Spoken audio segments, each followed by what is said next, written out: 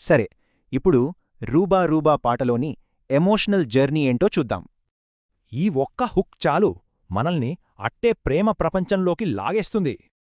2010లో వచ్చిన ఆరెంజ్ సినిమాలోని ఈ పాట వెనుక ఒక టాలెంటెడ్ టీం ఉంది.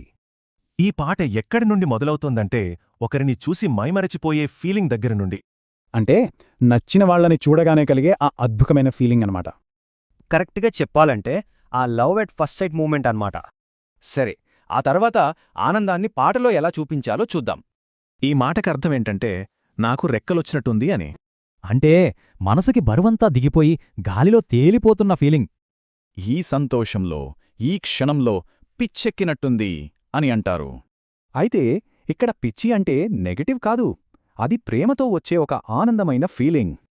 పాటలో తర్వాత విడదీయలేని బంధం గురించి చాలా బలంగా చెప్పారు. ఈ లైన్ ఒక పవర్ఫుల్ కోరికను చూపిస్తుంది, సమయం కూడా దాన్ని తీర్చలేదు. అంటే ఆ వ్యక్తితో ఎంతసేపున్నా ఇంకా చాలదు అనిపిస్తుంది కదా, ఆ ఫీలింగ్.